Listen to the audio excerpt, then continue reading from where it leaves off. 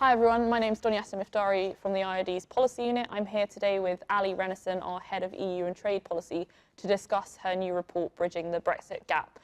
So Allie, the report delves into some of the options for transitional arrangements, obviously for Brexit.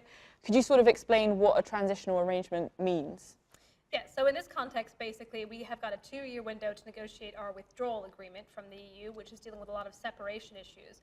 But we want a basically full-on new trade arrangement with the EU, and that's not going to be done basically within 2 years. Very unlikely to be.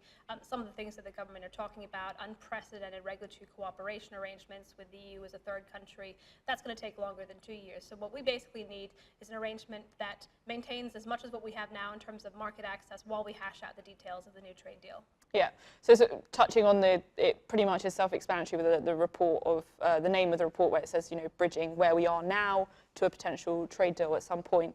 With these transitional arrangements, could you sort of explore some of the options? Because you set out 5 options to the government and essentially said, could the cabinet come together on one of those positions? So what are the options? So some of the things that we're looking at are what can we do to arrange our replacement arrangements now that we have the EU. One of the options is we could basically extend the Article 50 deadline. That would probably be the easiest way of not having to do multiple different agreements in a short space of time.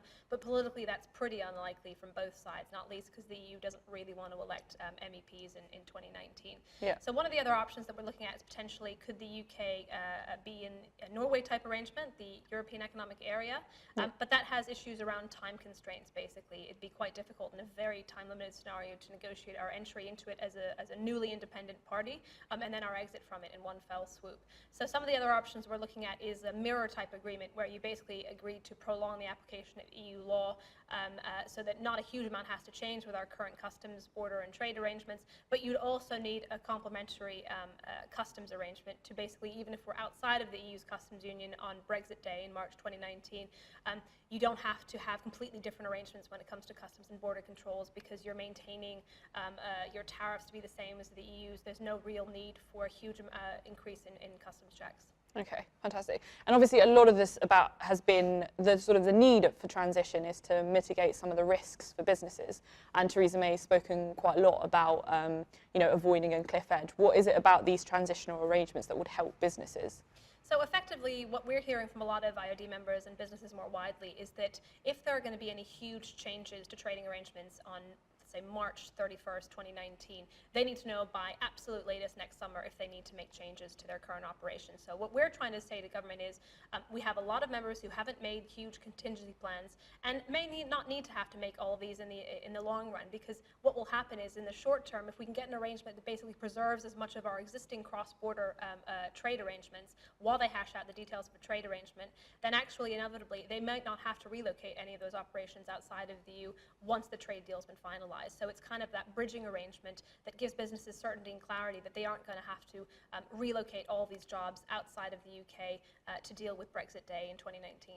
Okay, and obviously there's been a lot of discussion about nothing's agreed until everything's agreed. And I guess how realistic do you think that it is that both the UK and the EU are likely to sort of agree on having a transitional period? Well, obviously, to actually get something agreed, you have to want it in the first place. And that's what we're saying to government is that we keep hearing different things about transitional arrangements. Let's come together. Let's make this a policy objective. And then we can focus on making sure that the EU is signed up to it. We want to get early agreement on transitional arrangements by, spring of next year, ideally, so we can say to businesses, nothing is necessarily going to fundamentally change. You don't have to make changes to your current planning and operations. You don't need to scale back business investment for the next 2 years, for example.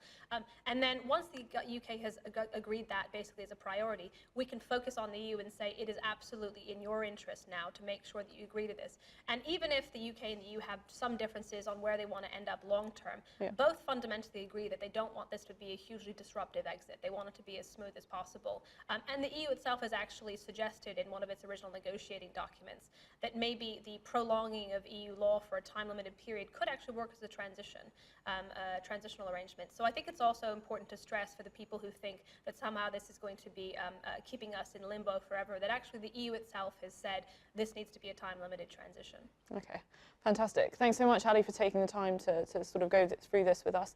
Just to say to everyone, if you want any more information on what the IOD is doing on Brexit, please visit our website, specifically the Brexit Hub, so it's iod.com/Brexit Hub. And obviously do look at some of our Twitter activity as well, which will be on #IOD Brexit.